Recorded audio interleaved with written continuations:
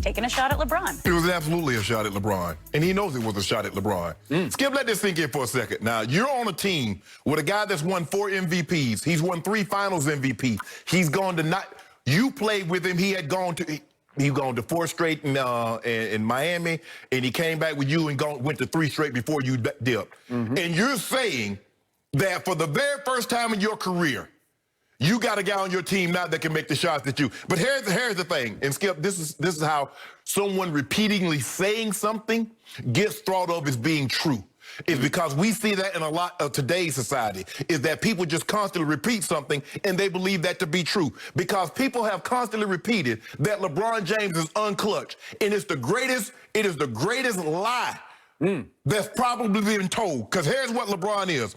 In game-tying or go-ahead shots in the final minutes of playoff games, Kyrie Irving is 2 of 3.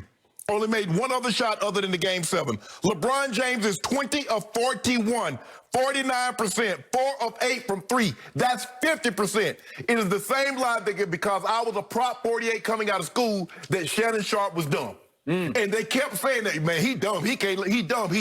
Shannon Sharpe was never dumb. Because I didn't do well on a standardized test, that doesn't make it. And what has transpired because LeBron James did not win the 2011 Finals against Mavericks, the Mavs, people said, well, he's unclutched. No, he's not. LeBron James is the most clutch player in NBA. That's stop it. The numbers say that. I let you get to that point. That's just the biggest bunch of hogwash that's ever been spilled in the middle of this. What does the number say? He is the worst superstar clutch free throw shooter in the history of basketball. He runs from the free throw line like nobody in the history of basketball. Okay, President Trump, you gonna let me talk? Oh, stop. Give me my time. Let me talk. And I'm gonna let you go. Oh, so are you gonna give me the ultimate insult? Call me that guy? You gonna talk over me? Yeah. You want me to call you that guy? If you're gonna talk over me, are you gonna let me talk?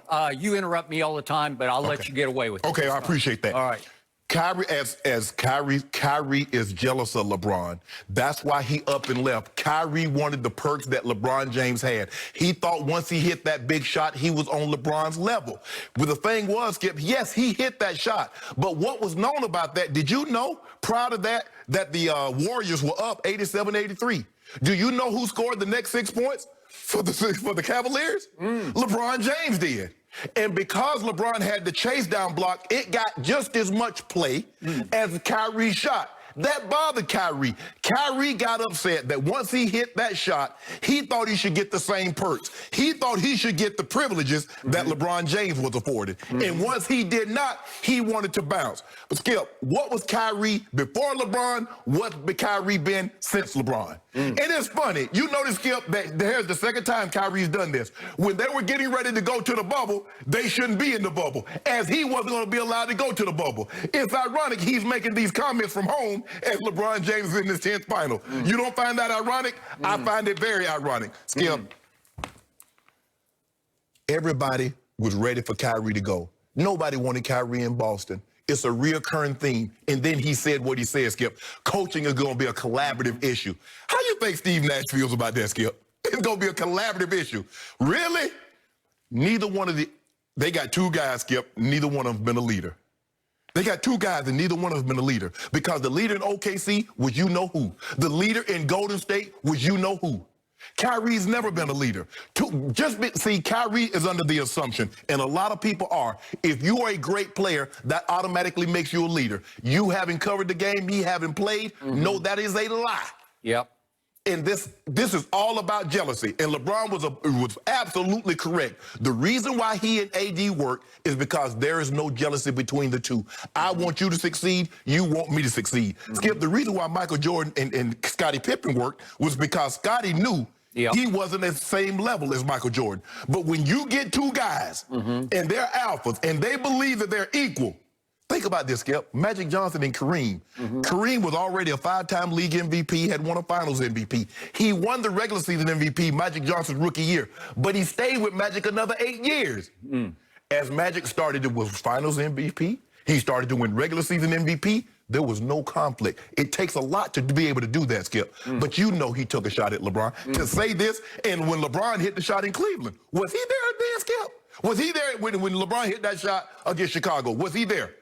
He was absolutely on the team. And then he come running and hugging, because I saw the video. I pulled the video. And then he come running. Don't do this, Kyrie. To say that you've been the best, you've been the only guy on your team, when a guy has this kind of resume, game in, game out. Stop it, Kyrie. This is ridiculous. Yes, he took a shot, and LeBron was more than right to take the shot back. Okay. My turn. Here's how I put this in perspective. Let's think about what just happened. This was Kevin Durant's debut podcast. Okay. First one out of the box. Yes. And he invites his brother, Kyrie, on. Correct. They are best friends. Correct. Right? Yes. And they are kicking it, and they're talking about any and everything in the world. And they are 1,000% comfortable because they're best friends. Yes. There's no interviewer you might or might not trust. Right. It's KD and Kyrie. Correct. So this subject somehow comes up. And all of a sudden, Kyrie just blurts his heart on this. And he blurts and blurts and blurts. And I don't have any problem with it. But let's analyze how he said it. That on every team he's ever been on, he felt like he was the best option down the stretch. That was the phrase he used, down the stretch.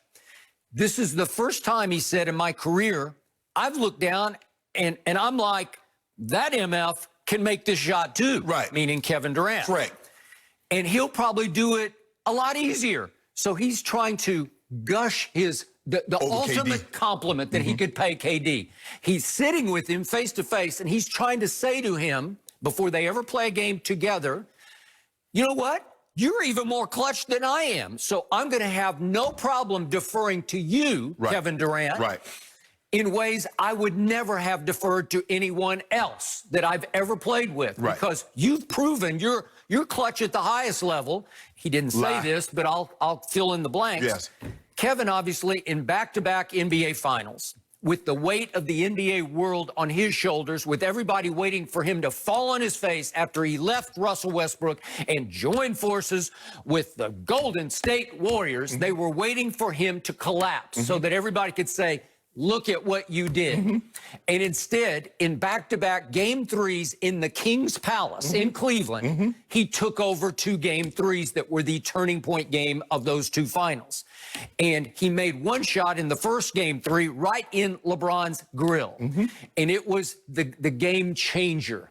And the point was, he became the finals MVP back-to-back at LeBron's expense. So now Kyrie is leaping to this conclusion that, man, he's the clutchest there is. He's even more clutch than I am. So the problem with all of the above is that you don't even mention LeBron. You could have disqualified it a little bit by saying, hey, I did play with LeBron, and LeBron's really great, but we didn't get any of that. We got complete omission of LeBron James. He didn't even damn him with faint praise. He damned him with no praise. With no praise. I mean, he condemned him. He didn't damn him. He just condemned him with no praise. Because everybody knows that Kyrie played with LeBron Skip for 3 years. And he wasn't even in the conversation here. So, again, I was fine with that. I believe in that. You don't. But I believe in what he said is true. And I don't have any problem with him saying it. I just need him to own it. Yes. If you say it, own it. Exactly. So then he goes on, he posted a couple of videos. I don't know, IG or Twitter, I'm not even sure where they were. But the point was, he didn't exactly backtrack or back off. He did not apologize. He did not say, oh, I messed up. I don't know what I was thinking. I forgot to even mention. No. He didn't do that.